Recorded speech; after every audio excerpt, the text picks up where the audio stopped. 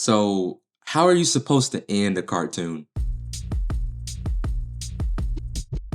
As someone who spent more time watching cartoons in their bedroom than they have studying to get a high paying job, I figured it's my turn to try my hand at solving the most pressing question plaguing my fellow creatives and chronically online animation fandoms. How the hell do you end a cartoon? Well, I don't know. So let's just look back at a few interesting ones from Cartoon Network in the 2010s. That'll be fun, right? You watch that. Coming up next, it's Adventure Time. Premiering in 2010, Pendleton Ward's Adventure Time wasn't just one of those shows. It was the show. If you were there, you just got it. The backpacks, the catchphrases, repeating weird words you were hearing for the first time to your friends at the lunch table. Ugly tramp. It was fantastic and probably really annoying to anyone that wasn't a bored college freshman or a goo-brained 10-year-old like me. We follow the lives of Finn the human and his shape-shifting older brother Jake the dog as they adventure all the time in the mystical land of Ooh.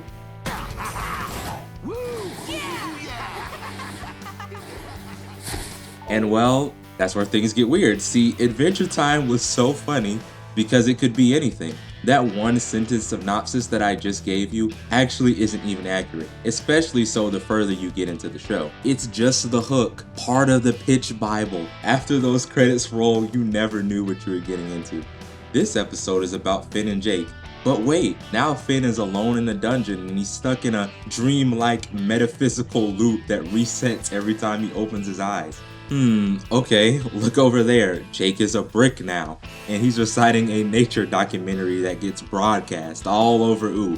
Hold on, now we're getting a mini-series of Marceline the Vampire Queen and her relationship to mortality. Tree Trunks has an alien side piece. What was this video about again? Oh yeah, how are you supposed to end this? To roll things back a little, this show is about change, or rather, the more things change, the more they stay the same. Pendleton Ward, the original creator, stepped off a lead role in Adventure Time early in the series' run, but he gave the reins to Adam Muto, who has been steering the ship ever since. That idea of change was built into the show's setting and into its character writing. Adventure Time was whatever it needed to be at the moment, and a creative workspace for many well-known names like Ian J.Q., creator of the amazing OKKO Let's Be Heroes, and Rebecca Sugar, whose show we'll be talking about later on in this episode. But since Ooh could morph into the ideology of whoever had their hands on the storyboard that day, it was gonna be a hard task to craft the finale that touches on every corner of Adventure Time. So, how'd it go? Were the crew able to grab success from the jaws of a potentially Game of Thrones level of complete legacy annihilation? Well, it's not perfect, but come along with me as one crazy emotional episode. I'm not gonna be breaking down the final arcs too much for any of these shows, but I'll give you the spark notes or whatever. The sins of the past have reared their ugly fangs at one Princess Bonnibel Bubblegum, in the form of the return of one of her earliest attempts to lab grow a family, Uncle Gumball, and he's pissed. Because, well, PB is PB, and she really just does whatever the hell she wants with her citizens. Gumball wants his own candy kingdom. It was apparently his idea first anyway, and PB needs to step off or preferably get steamrolled over. She ain't going for that obviously, so it's war. But I've lived through something like this once before, and I'm just not really trying to help start that all up again. Finn's dealing with his own problems here too, as his grass demon possessed Green Knight clone Fern is far into the depths of an identity crisis and has joined forces with Uncle Gumball and pretty much anyone who agrees with him in his bid for power. Bro should just watch some Steven Universe. He'll be alright. Now, if this is seeming a little bit strange for a series finale, I mean, yeah, kinda. A big gripe that a lot of people had was that for an Adventure Time finale, there isn't much Finn and Jake here. But to be fair, Jake was kinda done with his big arcs a while ago, and Finn, they'll deal with him later, I guess. But the real question is, does the lack of focus on our main duo make this finale bad? No way, man. I started tearing up at this shit. From the jump, we hear the story about the Great Gum War, as it was called, from BMO far in the future, as they explain it to Finn and Jake's current reincarnations, Shermie and Beth. See, reincarnation, change, that's the whole show's bag. The war actually isn't even much of a war at first. Finn is rightfully having second thoughts about this whole thing as he's briefed in PB's war room. So right when the battle is about to pop off, he hits the main characters with that good shit and links their mind in a shared dream space to hash out their issues. Smart thinking. The best part of this sequence is Jake creating a fake dream version of Jermaine and they just fuck around while everyone else is having a Tony Soprano peyote epiphany. I get it! Anyway, $4 a pound. This method seems to go especially well for Fern and Finn as they piece it up and kill the demon living inside Fern, and it only cost him the rest of his life. That's fun. And when they wake up, Bubblegum admits that her methods of parenting may be a tad bit tyrannical, before Gumball is tripped by Aunt Lolly and faceplants into a beaker of stupid juice because he refused to let go of the past. And hey, I'm not agreeing with him, but I will say if somebody turned me into a bowl of punch, it's up for life. We can die about it. So the day is saved due to the power of understanding and Peter, the horse is here. So now that we've finished the appetizer, it's time for Adventure Time to deal with its cosmic level threats. And that's what I'm talking about. This show is so fast. Like, Eldritch Horror is also a part of Adventure Time. Did I forget to mention that? Well, the writers didn't, and now they've got to wrap that up too. Betty here has been trying her best to harness the power of God to cure her boyfriend Simon, now the Ice King, of his magic-induced insanity.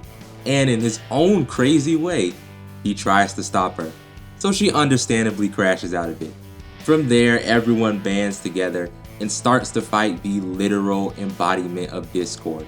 Are you following me? Because I'm not stopping. And it wouldn't be a finale if everyone didn't get big and fight. Gumball Guardians, big. Marceline gets big. Aunt Lolly gets big. Jake the dog gets big. And then, before long, the treehouse is not a house at all. And BMO arrives from the wreckage in the chaos. They grab Jake and tell him it's gonna be alright. He's always looking out for everyone else, but he can rest now. BMO cradles Jake close and begins to sing. Time is an illusion that helps things make sense. So we are always living in the present tense. It seems unforgiving when a good thing ends. But you and I will always be back then. I cannot describe to you the emotions I felt during this part of the episode. It all came flooding back. These characters, this world, are almost indescribable. The feeling of the passage of time and the fear of the unknown, it's all captured through Adventure Time's run. And somehow, in one song, they are able to condense that into the final parts of this episode. This right here, a moment of unison and harmony, as the rest of the voices join together on the battlefield, is what defeats Gold. Betty makes a wish on the crown, deep in the belly of the beast, for what she's wanted this whole time, to keep Simon safe. Her body morphs, becoming the embodiment of chaos itself, to save the mind of the man she loves, as he watches on in despair. And we, the audience, and Simon are promised that this is a happy ending because we took what we could get and lived to grow another day. We learned what we already knew in the beginning, that this world will go on, that these people will go on, that the fun will never end. The finale of Adventure Time works like your best friend hitting you over the head with a brick that they were holding behind their back the entire time they were talking to you, meaning everything comes out of nowhere. Now, this episode is not near the best that the show has to offer, but the magic of those last 12 minutes, the feelings and emotion that the crew were able to condense into the end are more than worth it. It's so fucking good, and it's so goddamn Adventure Time. Now, maybe in a different world, all this would make me even sadder, but this fun really will never end. I just got done watching that new Fiona and Cake today. Coming up on Cartoon Network, next, more Regular Show. Regular Show by J.G. Quintel. Clerks for kids. At least that's what I realized when I watched Clerks for the first time in my early 20s. What is there to say about this show that 200 different Mordecai relationship video essays haven't said already? Two 20-something slackers named Mordecai and Rigby try to keep their low-paying jobs at the park. From there, much like Adventure Time, anything can happen. Mordecai and Rigby could get in a tap dancing battle with the god of show business, as an 80s classic plays in the background. And that would, in fact, be a regular day. But while Adventure Time's peak in popularity seemed to happen near its start, Regular Show only seems to become more and more loved with each passing year. Why? Well, for one, because this show is hilarious. Were they big? These balls were huge. Regular Show goes lots of places, especially with its relationships. This series worried more about its characters simply growing up, and it always checked in to make sure you got a laugh the entire time it was happening. So how do you finish a show that was somehow the most real and surreal that Cartoon Network was offering at the time? Well, you send the park to space. Welcome to space, everybody! Regular Show is now In space! with new space episodes every night at 8. Yeah, Regular Show's final season is unfortunately quoted by a lot of fans to be its weakest, or at least the most odd. The park was put into a dome, and then said dome was sent to space with everyone in it. Pops, the Lollipop Man, is actually a perfect being that must battle his evil twin counterpart, Antipops, to determine the fate of the universe. Mordecai and Rigby, along with Eileen and the rest of the park crew, need to help Pops to fulfill his destiny and break a boundless cycle of death and rebirth. That's it. That's the premise of the finale. I still think it's more straightforward than Adventure Time. I wish I had nearly as much to say about this as the Adventure Time one, but that one was just so strange. Regular Show locks in like it does for most of the series. This thing is streamlined, and it hits every beat perfectly. The park crew makes their way to Pop's home planet where they get a full backstory on him, because, as I said, this has all happened before. So being the troublemakers that they are, they decide to start switching things up by playing some traps for Antipops, which regular Pops isn't too happy about. He's having a little Aang, I must not kill the Fire Lord pacifist dilemma. The funniest part of this episode though is Antipops trapped in the most realistic depiction of an Uber trip that I've ever seen. Hey, if you ever need someone to spin at a party... Once he finally does arrive, the team's plan goes belly up. I can't even be mad though. They tried to drop a train on him. What else are they supposed to do? From there it's pretty much hands. Pops versus Antipops, a bunch of recurring characters returning for a battle for the fate of the universe. Adventure Time teased the idea of war, but Regular Show follows it through because it looks cool and it's a chance for some cool callbacks. Ultimately, Antipops gets the upper hand and the universe is only half reset, leaving Mordecai and Rigby back at the first episode. But they're able to regain their memories through the power of a DVD box set. It's peak storytelling, I don't know what to tell you. They then return to help Pops, and in one of the best scenes that I've watched in recent memory, Pops makes the ultimate sacrifice to assure that his friends are able to live their lives and see their future, even if he isn't in it. Don't worry, Mordecai and Rigby. I know you're sad, but I promise this is a happy ending. Take care of each other. Goodbye. The park crew returns back to Earth and we get a montage of the rest of their lives to the tune of David Bowie's Heroes. Everyone reunites years later with their weird-ass looking kids as Pops watches on from above. Jolly good show. Regular show was nothing if not consistent. Consistently funny, consistently real, and consistently hitting you with emotions you didn't expect. Things may get strange, but in the end, Regular Show is just that. A show about life and what it means to be an adult. And that will keep being relevant forever, bringing in old and new fans to entertain for years to come. But its presence will be missed as, oh, wait, we're getting more Regular Show too, huh? Anyway, please don't beat me up. I'm about to yap about how great Steven Universe is. Steven! Steven! Steven! Steven Universe, created by Rebecca Sugar, is no lie one of the most important cartoons to air in the last decade. Its influence can be felt throughout the industry and in indie circles. Hell, even in music. It is also, however, one of the most divisive shows on the internet. Less so now than when it was airing, but still controversial nonetheless. But that's not what this video is about.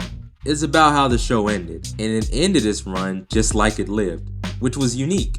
Somehow, inexplicably, this series has 3 finales. One for the show proper, one in the form of a feature film, and the last in the epilogue series Steven Universe Future. They must have been trying to catch up with Futurama. Today I'm only going to talk about my second favorite ending, which happens to also be the one from the show, so it lined up nicely with the others. The movie will just have to wait because the movie is the best thing to ever come from the series, and I would need an entire video to break that down. Alright everyone, let's do this one last time. Steven Universe follows the adventures of a half-human, half-alien kid named Steven Universe, as he lives in the oceanfront town of Beach City, along with his dad and his alien family, the Crystal Gems. They're a band of alien revolutionaries who have decided to protect Earth. We watch Steven fight for his home, as he grows up dealing with his strange new abilities and helping everyone around him cope with the loss of his mother, Rose Quartz, the former leader of the Crystal Gems, who gave up her physical form to give birth to Steven. It's a lot. I really, truly do not know how to explain how interesting this show is, but I'll sum it up as a children's comedy character drama. Love, trauma, self-identity, relationships, humanity. It's a science fantasy with no comparison.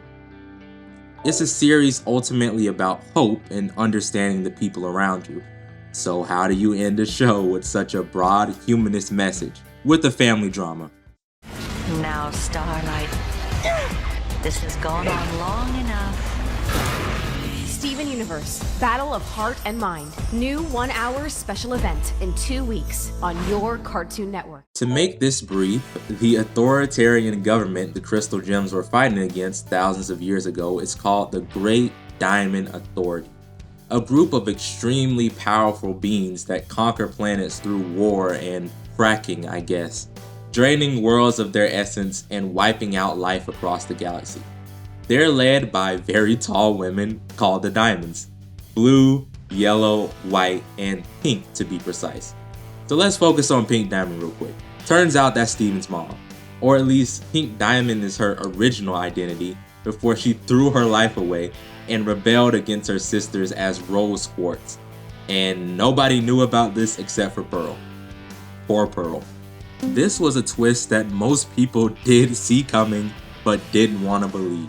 So by the final season, it's up to Steven with the help of his friend Connie and the rest of the Crystal Gems that they've got left to fix the demons of Rose's past and save a bunch of other gems from the curse of corruption that was laid on them by the remaining 3 diamonds many years ago. It's kind of perfect in its own way. Of course, family drama is the final hurdle that this show about acceptance and self-identity has to deal with. No one can quite disrespect you like your own family. Steven and crew eventually make their way to the Gems homeworld. It's just called Homeworld, I like that. These motherfuckers really aren't allowed to legally have fun in their society. Steven and Connie, by the start of the final episode, change their mind have found themselves locked in prison after they did the fusion dance at a public ball, which is a no-no. Steven pretty much spends the first part of the episode convincing Blue and Yellow Diamond that their society sucks. Their treatment of his mother sucks, that the Earth is just better, and that's why Pink decided to start an interstellar war about it, because they're terrible. It means if you try to make this empire perfect, if you just wipe away everything you see as flawed, you lose all the things that make you happy. And unfortunately, that's also where part of the drama from this finale comes from. The Diamonds are just bad people. They are dictators. And Steven is able to talk the first two Diamonds down, maybe just a little too fast. But if I'm also honest, the Diamonds are pretty broken by the time they meet Steven. Like, all the stuff with Pink seems to have been their mental snapping point. I'd even argue that this is how we see them every time they show up in the show until the finale. And to top all of that off, now that they've met Steven, they pretty much refuse to see him as his own person, but rather just a different form of Pink Diamond. And this is really messing with Steven's mental state, since he's been dealing with identity issues since near the beginning of the show. And that shouldn't surprise anyone. He spent most of the show's runtime just cleaning up Rose's messes. And now they've channeled all those ideas into Steven's extended family. After he gets done dealing with Blue and Yellow, all that's left is White. But she doesn't want to hear none of that bullshit Steven is talking about. He rolls into her chambers after the rest of the crystal gems help him fight his way to the top, and they start getting fried.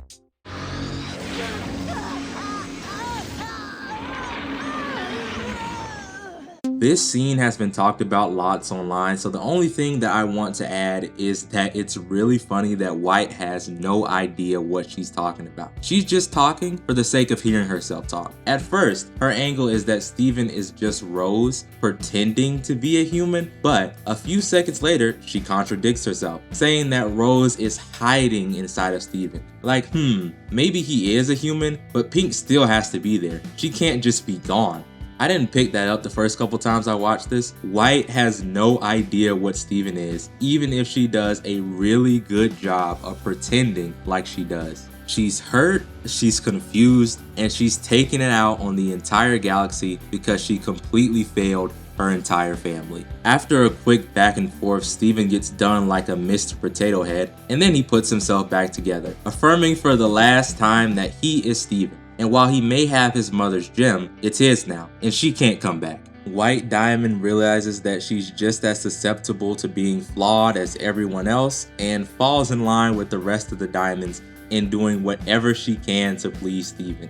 In this case, that means fixing the corrupted gems via hot tub pool party. It's all happening so fast. The show ends with Steven singing a sweet song about the message of accepting yourself and allowing people close to you if they just learn a little respect. It's nice. But okay, the elephant isn't just in the room with us, it's knocked down the fucking door. Do the Diamonds get off too easy? I just wish we had some more time for this. The Diamonds aren't completely redeemed by the end of the series like a lot of people say. They're just kissing ass, and you get a lot more of that in the movie. They're still just as shattered by the death of Pink as the rest of the gems, but Steven is not as invested in sorting that out for them as he usually would be. That's really most of my 2 cents on it, but what really matters to me is, does Change Your Mind work as a finale? And yeah, I think it's an amazing episode. It keys in on Steven's central themes and does an artistic decision to defeat the Diamonds through mostly verbal conflict resolution, encapsulating everything that the show stood for. That hope will always win in the end, even if it takes time. I can respect that heavy.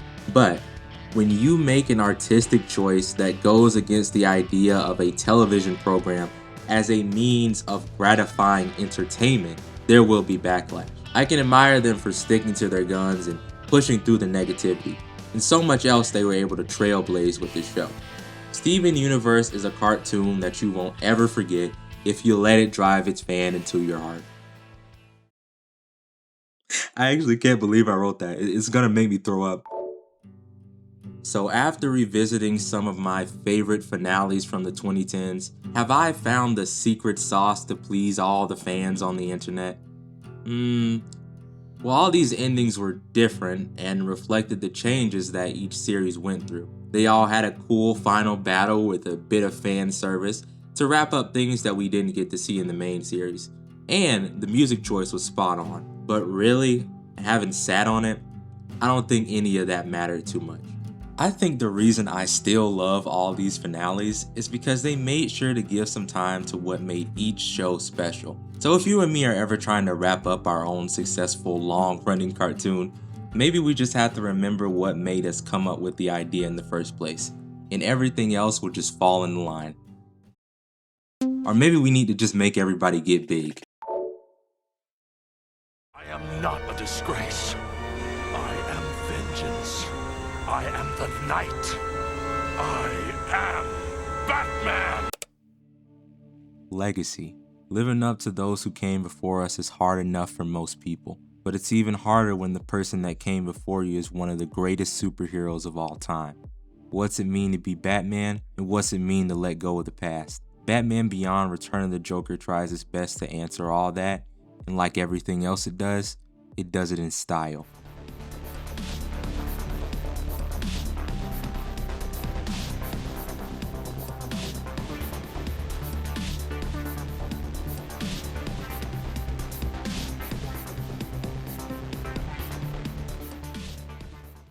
In an era where everything, and I mean everything, is getting a reboot, jaded is a line that most people jumped across 10 franchises ago. How many times can you get excited to see the same things? I'm not sure, but I can tell you that this movie, and this iteration of Batman, means more to me than any other one.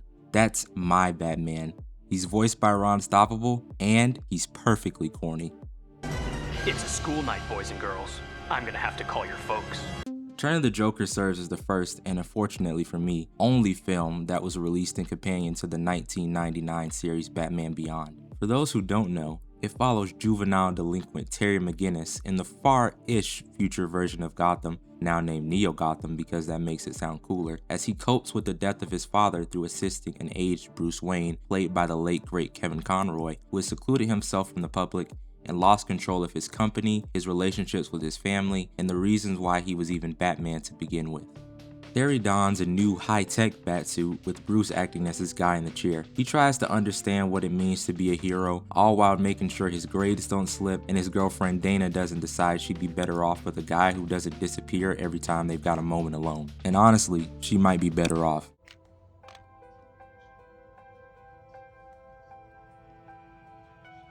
That's all you really need to know to understand this film.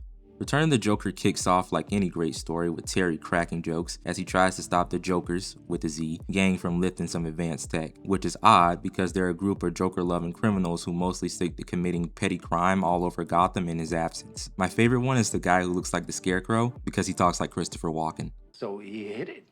In one place he knew he could hide something, his ass. Now normally the Jokers wouldn't be too much trouble for Terry, but today he's either unlucky or they're extra motivated because they rock his shit and get away after he's done saving one of the DDs from becoming a street pancake. Terry returns to the Batcave after this and like a true teen, instead of taking himself to bed like Bruce suggests, he's just gotta go clubbing with his girlfriend at this place with the big ass lava lamp. Don't take that as me hating. The club scene in the intro of Batman Beyond is probably one of the coolest bits of animation that's ever been created. Real life can never be as beautiful as the intro to Batman Beyond. Once he gets to the club, Terry can hardly even stay awake on the dance floor. I'm not surprised considering he probably got a concussion earlier. Good thing for him, he's got an endlessly understanding girlfriend, and as Dana pumps Terry full of caffeine, we learn what has the Jokers putting in an extra night shift. If the title of the movie hadn't clued you in already, somehow Palpatine has returned.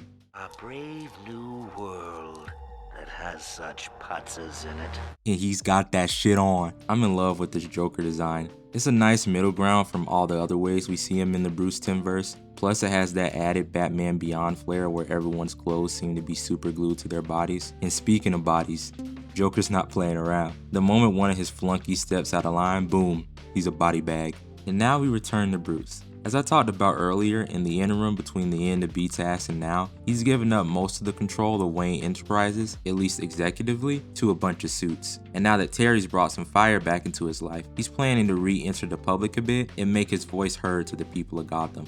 He starts up what I'm sure was about to be a great speech when the Joker decides to crash his party. Joker's back in town.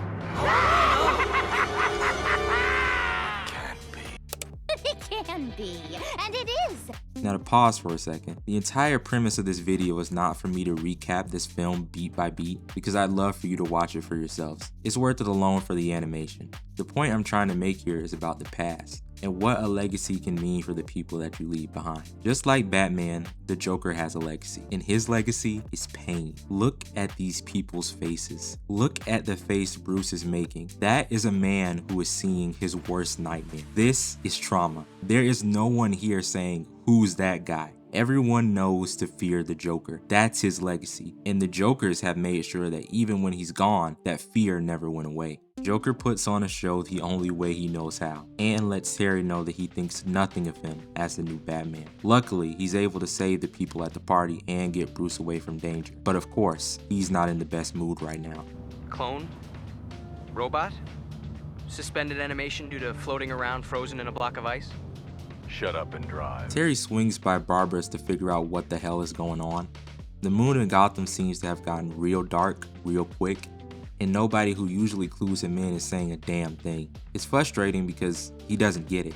Joker is a villain from Bruce's past, but he's missing the context to see what separates him from, say, Mr. Freeze. But if you watched Batman the Animated Series, you should be picking up on the fact that the air here is a little bit different from how they treated him in the show. He was always Batman's big bad back in the day, but clearly a line's been crossed. He did something to these people that's haunting them far into what should be the golden years of their life. What could have happened to make Bruce push away the people that he called his family? And what's it got to do with the Joker? Well, we're almost there. After his attempt to get information out of Barbara fails miserably, Terry tries Bruce back at the Batcave one more time. He reveals to him that he saw Joker die with his own eyes. Terry then assumes that it was Bruce who killed him, that at some point he went too far and Batman had to put him down. Instead of answering his question, Bruce asks for the Batsuit back. And in one of my favorite scenes in the movie, Terry explains to him the reasons why he continues to be Batman. Bruce obviously assumes it's because he wants to avenge the death of his father and make sure nothing like that happens to anyone else. But it's actually even deeper than that. Terry doesn't view himself as a good person. To him, if his father hadn't died, he wouldn't have ended up any better than the Joker's. Batman is Terry's atonement. It's a chance to right the wrongs of his past and make a positive change for himself and for Gotham. It's heartfelt, and the reasoning hints at what makes Terry different from most of Batman's other partners. Too bad for him though, Bruce Wayne is Bruce Wayne, and when appealing to Terry doesn't work, he falls on the oldest trick in his book. If he can't tell them to leave, I'll hurt them so badly that they'll never want to come back again. Stupid kid. You don't know what you want. None of you ever did. Works every time.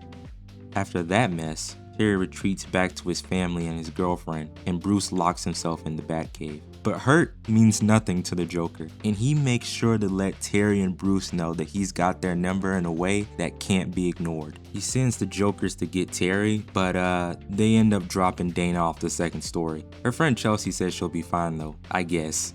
Meanwhile, Bruce gets a visit from the man himself. Good for him though, Terry's still Batman, and when Bruce doesn't pick up his phone at night, he knows something's off, arriving just in time to save his mentor's life. Now with Bruce in the hospital, and a supposed dead man attacking the things he loves, Terry goes to Barbara, and this time she knows he needs answers. So along with him, we find out about the night that the Joker died.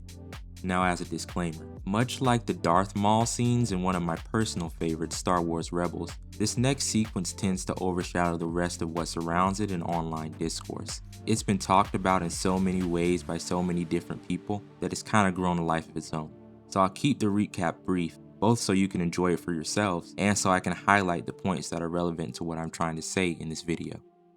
We learn from Barbara that at some point after the end of BTAS, Tim Drake was kidnapped by Joker and Harley. 3 weeks of turning the city upside down, and it gives Batman and Batgirl nothing until the Joker actually sends for them himself. He's made a hideout in the now abandoned original Arkham Asylum. When they arrive to confront Joker and Harley, In the dim decay of the building, they unveil something far worse than what even Batman thought they were capable of.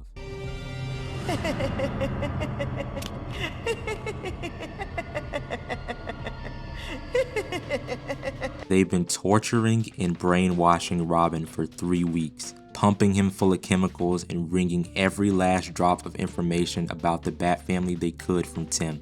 It is far and away one of the darkest things you'll ever see in an animated Batman project, and that includes all of them. The atmosphere that's built here and the implications are enough to make your stomach turn. Barbara faces off against Harley, which ends with her seemingly falling to her death, while Batman goes head to head with the Joker. Shout out to the sound design and animation here, because you can literally feel the rage through Bruce's punches. Joker gets the upper hand on Batman for a moment and passes Robin a gun to finish him off, but with a plea and a push of his willpower, Tim delivers the final punchline to Joker.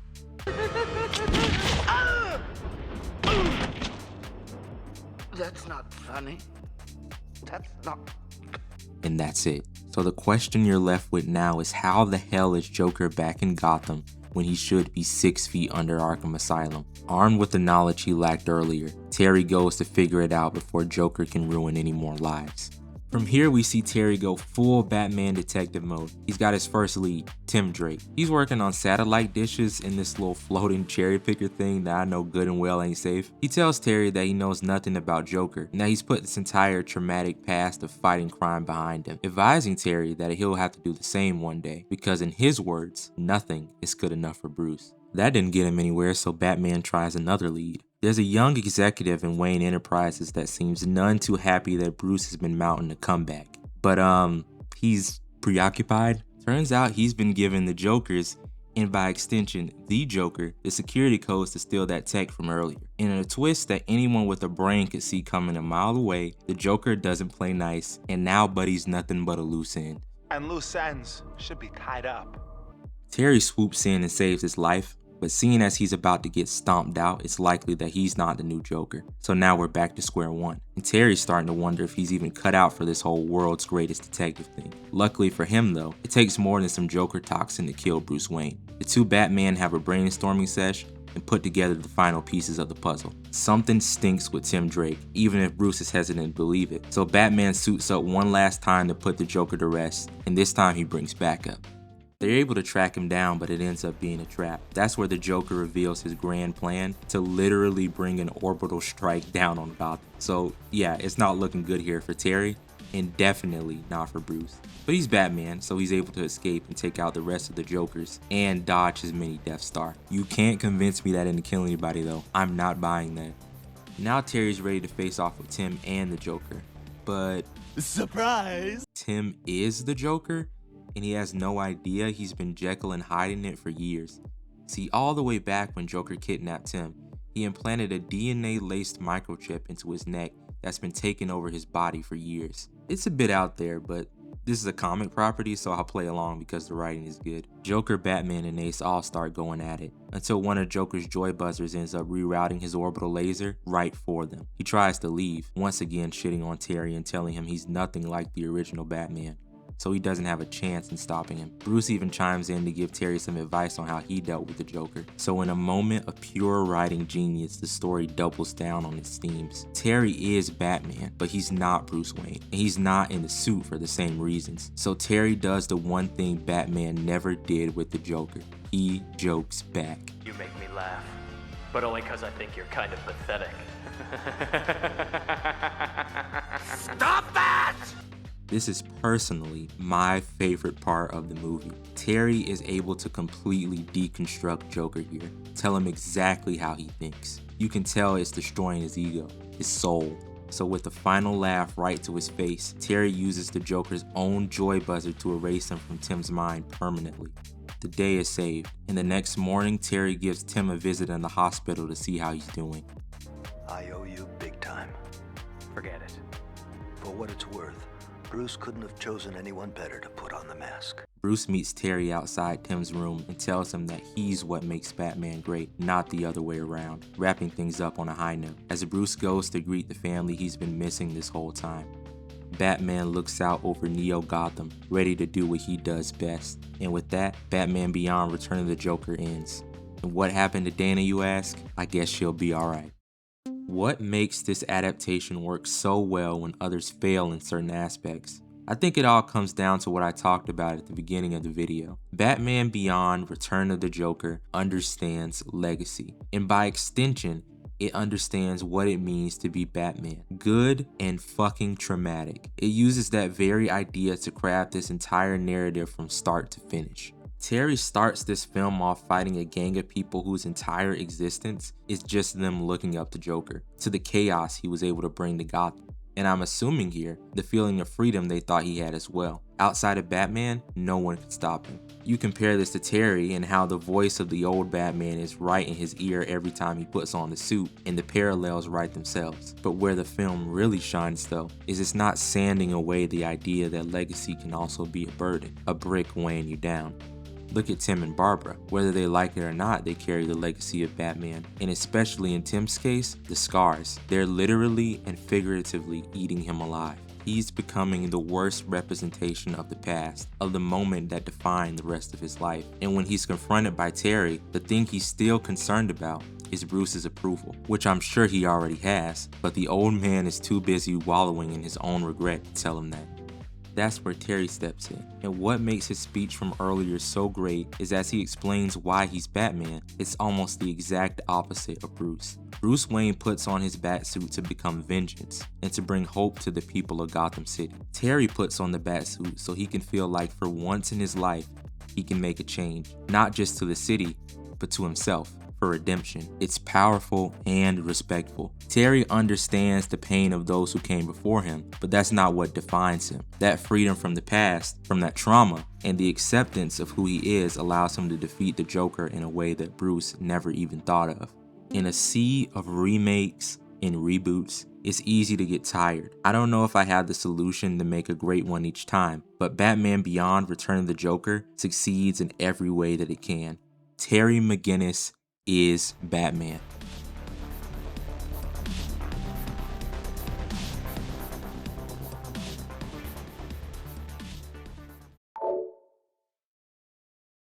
Show us that there is something inside you that is good.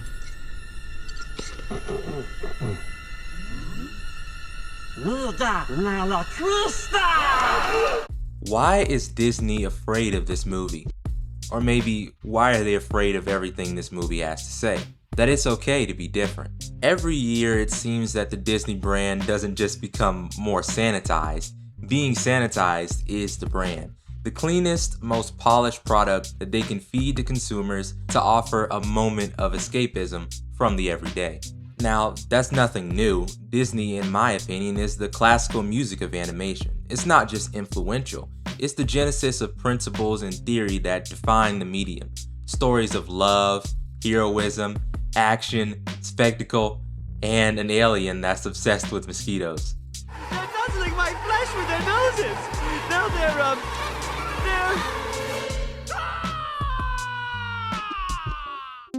2002's Lilo and Stich is a lot of different things, but most importantly for today, it's my favorite Disney movie ever. And I don't think we'll ever get something like this from Disney again. See, Lilo and Stich is strange, and right now more than ever, Disney is deathly afraid of strange. Experiment 626, a fluffy ball of chaos and destruction created by the mad scientist Jumba Jukiba, breaks free of his containment in an alien holding cell, steals a space cruiser, and takes off into hyperspace before crash landing on a planet that seems custom made to kill him. Jumba, with the help of Earth expert Fleekley, are tasked with bringing him back as we're led into one of the greatest transitions in cinematic history. Has my monstrosity been unleashed?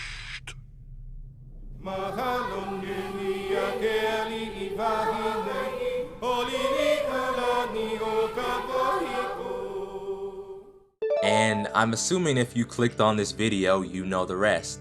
Stitch meets Lilo and Nani, two sisters struggling to put their life together in the wake of their parents' death, and the looming threat of Lilo being taken into foster care.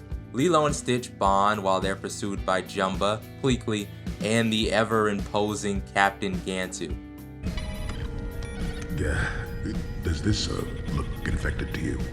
From there, hijinks ensue. Lilo attempts to prove the naturally destructive Stitch can be good, and Nani tries to find a steady job to satisfy child services and CIA agent Cobra Bubbles that she can be a good parent to Lilo.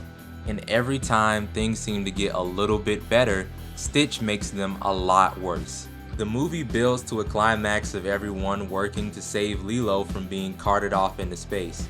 And I love that Pleakley's reasoning for not wanting to help her at first is that the government can't spend the gas money to bring Lilo back home. Bring her back. Oh, we can't do that. That would be misuse of galactic resources. Once Lilo is saved, Stitch is allowed to stay on Earth and a new, odd little family is put together where a broken one once resided. Okay, now that that's out the way, don't get me wrong, I love a found family story as much as the next person, but that's not why I love this movie. I love it because the characters are really, really weird. The reason Lilo spoke to me as a child was because she was odd and she didn't know why. It's never explicitly stated, but I think in the wake of her parents' death, Lilo lost the only people other than her sister who understand her. She carries around a doll named Scrump that looks like this. She shakes these little figures of her friends inside of a pickle jar when they misbehave. And she's obsessed with Elvis Presley. But the most realistic part of all of this is Lilo is miserable. She's a kid. You can tell she really wants nothing more than to have fun and play with other people. But the way she plays and the things she likes seem to get her more funny looks than they do friends. But what's so beautiful about this film is that through her relationship with Stitch, Lilo learns not that it's okay to be herself, she knew that already, but rather, as strange as you might be, there's always someone out there that will appreciate you for being yourself. Not only that, but in a world that seems so dead set on making things clean and by the books, maybe that's not actually the whole world. That there might be an entire vast universe that's as colorful and unique as you. And that's something I think a lot of people needed to hear. It's something that I needed to hear.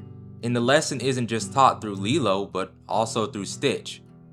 As the movie unfolds, we understand that Stitch doesn't even know what he is. He just exists. He chases after the goal of mindless chaos because that's what he feels he should be doing. He has a genius level intellect, but no true sense of self. Stitch is seen time and time again having fun causing havoc. He doesn't see any problem with the way he is until, through Lilo, he sees that his actions have consequences.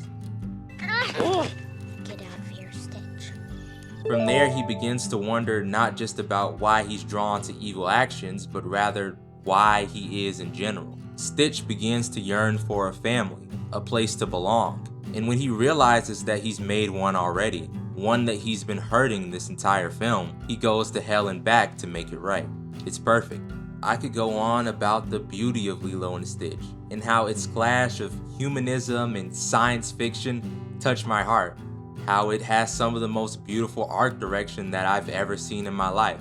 But in the wake of the 2025 reboot, a movie that I've never seen, it made me think less about the state of reboots or industry culture and more about how special the original is to me. And the fact that its existence is amazing. Because it was a shock when Lilo and Stitch came out in 2002. But it might be even more shocking and depressing that we'll never get another film like this from Disney again. But maybe it's not the end of the world. I know that there are still people out there that want to tell stories about being different. Stories that tell people it's alright to be strange. And that still gives me hope for the future of animation. So I guess the only thing left to say is, did you guys watch the Lilo and Stitch live action reboot? And was it worse than Stitch 2? Because if so, I'm never watching it. Listen to me very closely. Why, you gonna walk me through your organic method of vaginal hygiene? My what? You're a bigger pussy than Shane. Come here, boy.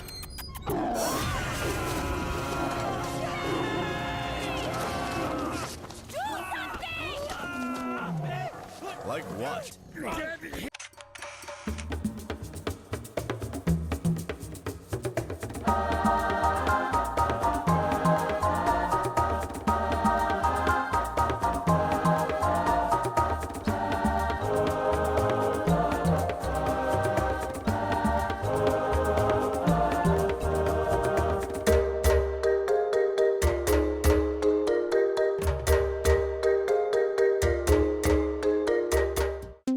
Steven Spielberg was once quoted as saying, "The older I get, the more I look at movies as a moving miracle."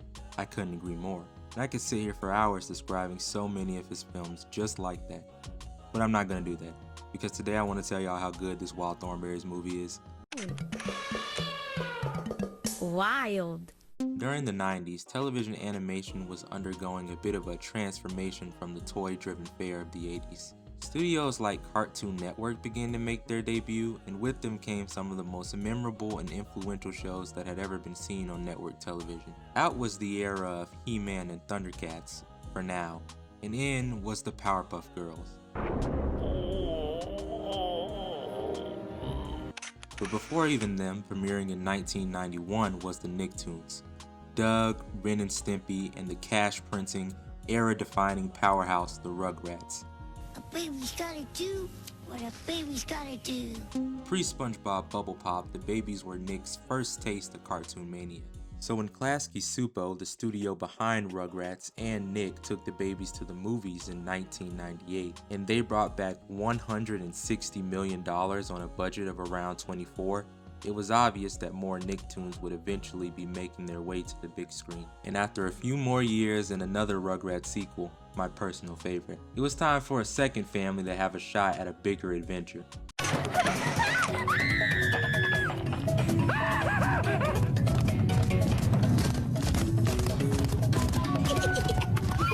The Wild Thornberry's TV show centers around Eliza, the daughter of nature documentarians Nigel and Marianne Thornberry, along with her angsty sister Debbie, her adopted wild-ass brother Donnie, and her best friend Darwin, who just happens to be a chimpanzee.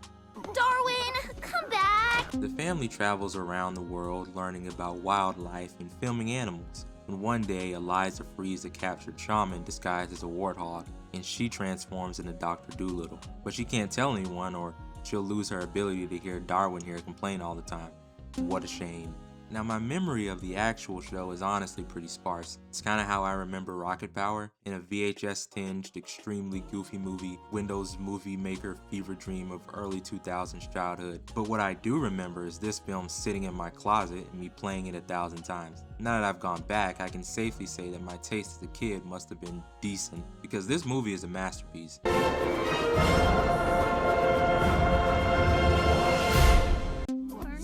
Not just cartoon. We're Nicktoons. Not just cartoon. We're Nicktoons.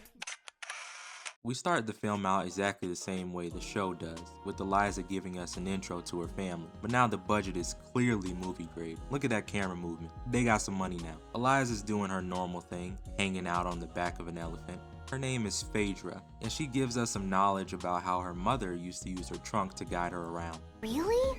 Like this? That's it? That will be important later. From there, we check back in on Nigel Thornberry as he entertains his mother who's visiting from England. She's clearly out of her element. Unlike the rest of the family, she'd probably feel more at home in Downton Abbey than chilling out with wildebeest and gazelles.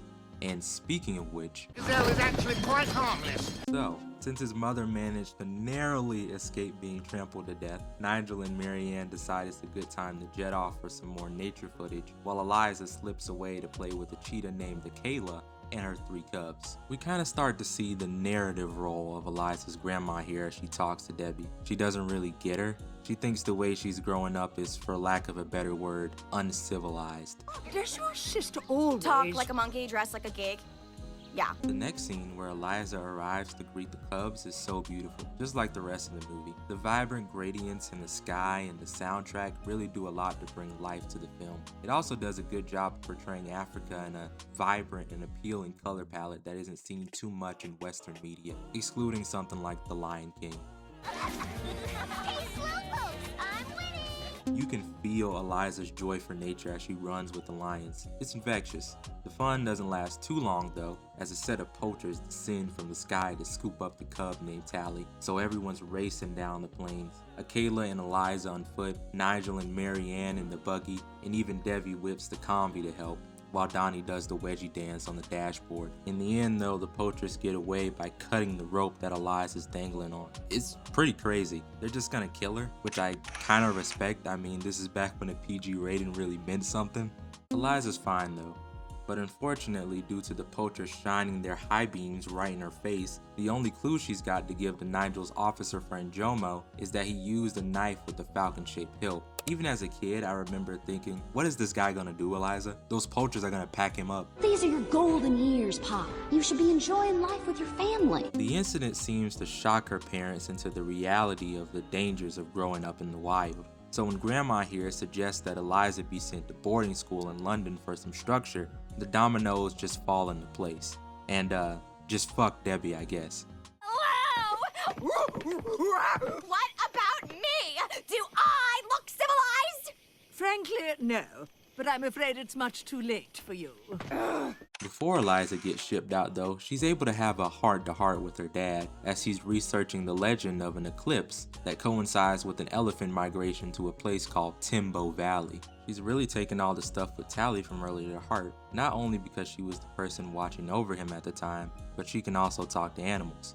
And she's starting to wonder, yeah, but why? If that can't even help me protect them, what's the point? And even though she can't tell Nigel that exactly, he understands enough to reassure Eliza that even though they're sending her away, he's proud of who she is, and he's in awe of the things that he knows that she can accomplish. With that and a few more goodbyes, Eliza's off to London. And the song that plays here, Fathers and Daughters by Paul Simon, like from Simon and Garfunkel, is perfect.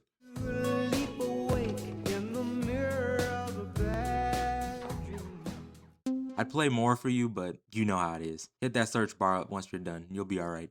The boarding school Eliza attends is the same boarding school you've seen in every movie. There's a crappy headmaster, a group of giggling teens, and Eliza's roommate Sarah Wellington is a stuck-up rich girl. I mean stuck-up literally too. Look at her nose, it's permanently upturned. Now that's peak character design. So safe to say Eliza is not having a good time here. But don't worry, it can get worse. Here's Darwin. I told you they don't allow chimps in school. Oh, they'll change their mind when they meet me. He hid himself away in Eliza's luggage after she said she was leaving. Obviously, she can't let anyone see him, so she gives Darwin one simple instruction: stay hidden. Later, we see Eliza at dinner where she finally starts to make some friends by sharing some stories of when she lived with her parents. Too bad Darwin just can't stand that no one is talking about him for like 5 minutes, so he struts into the dining hall with the girls after he gets done stealing and stretching out all the clothes in Sarah's closet. He then proceeds to take a seat and start stuffing his jaws. That goes about as well as you think it will, and after a very well animated food fight, later that night Darwin finds himself knee deep in horseshit. Sensational. Where's the bathroom? You're standing on it. Eliza then tries to have a nice night with the girls as she tells them about Tally and how she can't get any of this off of her mind. Sarah returns before long though and kicks the other girls out before they both head to bed. But even in dreams, there's no peace for Eliza.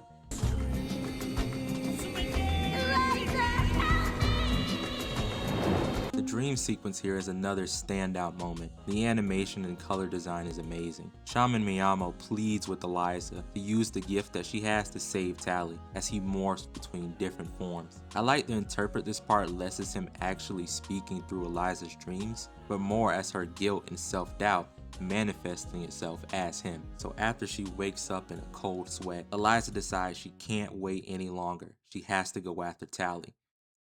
The Cosmo, Grant, and Timmy, all his wishes gimme. Donnie, Darwin, Debbie, Mama, Liza talking to a llama. Jimmy Neutron got a blast, flying high, flying fast. Action League is in the air. The flesh ain't got no underwear. Not just cartoons. We're Nicktoons. Not just cartoons. We're Nicktoons. Not just cartoons.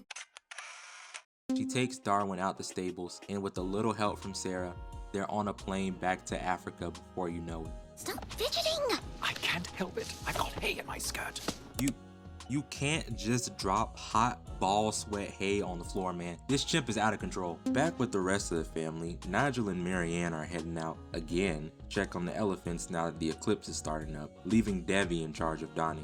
I just want to point out here that Debbie is completely in the right for this entire movie. All her parents seem to be doing is leaving her alone to raise this feral child, and they never seem to stop and think, damn, maybe she doesn't want to do that every single day. Now Eliza's back in Africa. She finds her next clue about the poachers in the form of a rhino calling out for help. He says he was attacked by the riverbank, and the rope he's tangled up in just happens to be holding the same knife that Eliza saw earlier. Now as she tries to help the rhino, the authorities and two wildlife vets named Salone and Bree arrive on the scene. They offer Eliza a ride, but she declines and heads back to her parents' camp. And that same night, Debbie is once again tending to her younger brother when she's scared shitless by the arrival of her grandparents. Grandmom's it? It's already me. Colonel? They're here to try and grab Eliza before anyone can know that she escaped from boarding school, you know, so grandma can save some embarrassment. Too bad for them though, they're passed out by the time she arrives the next morning. Debbie really starts laying into Eliza here. She talks about how ungrateful she is that she was finally able to integrate back into society while she's stuck cosplaying as a single mother. Emotions boil over, and the fight ends with Eliza charging back into the forest, headed straight for Timbo Valley to try and hunt down the poachers, and Debbie in hot pursuits. If I weren't so mad, this would totally rock. Okay, the pursuits might be like lukewarm, but it's happening.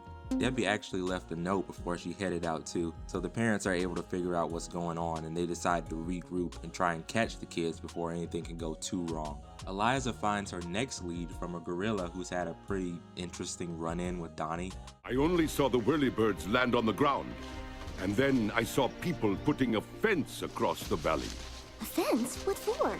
And while Eliza's moving up, Debbie's literally stuck in the mud. She gets help from a young boy named Boko who leads her back to his village and helps her get back on her feet. They decide to travel together so Debbie doesn't end up on the bad end of a snake. I don't know what that means, but I wrote it. Eliza ends up running back into Salone and Bree. She tells them that she believes the poachers could be targeting the elephants due to the fact that they only leave the forest for the eclipse migration. She's about to take off again, but they're able to calm her down and send her to bed for some rest. That sure is nice of them, but yeah, they're the fucking poachers. I don't care if you figured this out the first time you saw them. When I was a kid, it damn near blew my tiny mind. See, Eliza ends up finding Tally in the couple's RV 2 seconds before they return the next morning. Look at this little Earth graphic they got. I'm fully convinced that after they're done stealing ivory, these evil fuckers are gonna try for world domination, Dr. Evil style. And the best part of this plan is, no one can stop me. Salone is such a threatening villain. He instantly starts to get Eliza's number. He's like, there is no way that you figured out every single thing that I'm doing. Somebody's leaking information. Once they tie up Eliza and leave, Tally explains that they're planning to use explosives on the elephants at Timbo Valley too.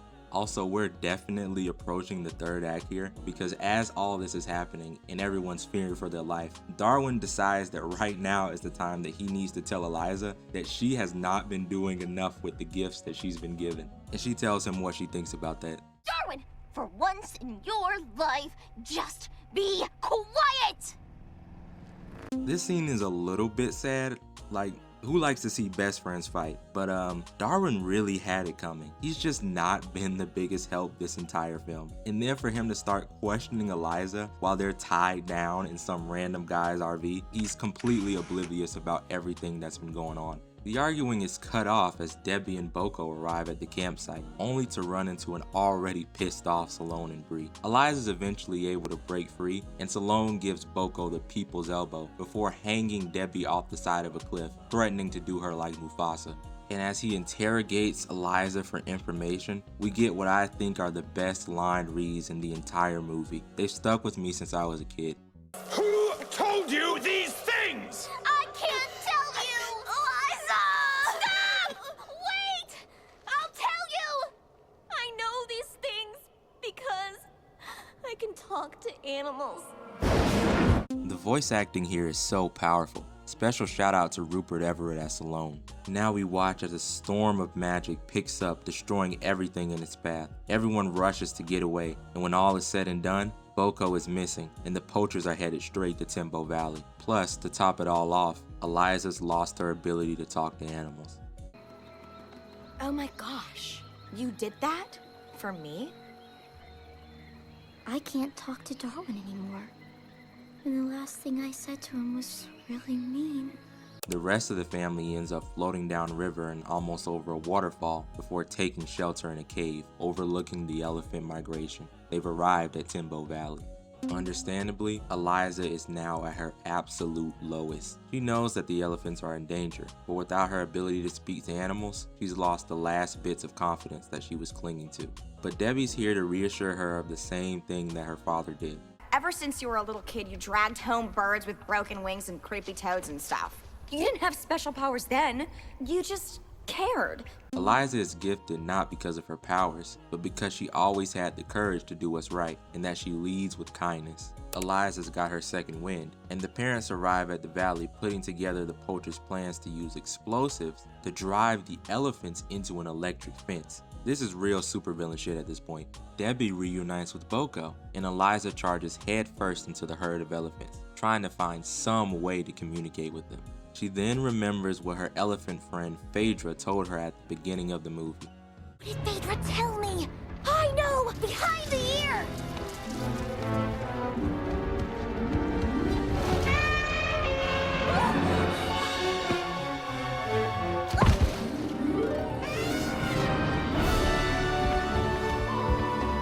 So Eliza's able to successfully stop the elephants, only to get yoked up by Salome one more time. That's gotta suck. Luckily, now the elephants are on Eliza's side, and they're here to put an end to Salome and Bree. For a second here, I thought they were gonna do them like Aunt Gladys at the end of Weapons, but nah, they'll be okay. Those guys are going to jail. Shaman Mnyamba returns to tell Eliza that she did a wonderful job, and to give her powers back. Now, I know you think I talk too much, so from now on I'm just going to sit back and quietly observe it. Yeah, like that'll ever happen. Eliza? Did you just talk to me? From there, she reconnects with her father, and in awe, they both wonder together about what makes the elephants feel so safe during the eclipse. It's very nice. Debbie then says farewell to Boko, and the movie ends with the mandated 2000s dance scene. Also, Eliza tells Debbie that if she snitches on her, the shaman will turn her ass into a monkey, like Kim in that one episode of Kim Possible. Debbie just can't win. This congregation belies the true nature of My life with a big purple butt! Cut! This isn't a good movie. This is a great movie, and I'm tired of nobody talking about it. Everything here is so well crafted. The music selection, the color work, and the family dynamic. It's all unmatched. Even Eliza's grandma, who starts off the movie on a bad foot, falls right in line with everyone else when she realizes that the kids are in danger, because she loves them. There's no big scene in here where they all fight and Eliza has to make her understand who she is. She just sees it like we do, and she's dancing with everyone else at the end of the movie. Eliza is so relatable for the whole story. It's not that no one believes in her, like your average underdog film. She can't fully believe in herself. It shows you that sometimes people can see greatness in you before you know you can even do anything good. The Wild Thornberrys movie tackles family, self-acceptance, and the joy of loving the world around you, protecting it, and it does all that in under 2 hours. If that's not a masterpiece, I don't know what is, man.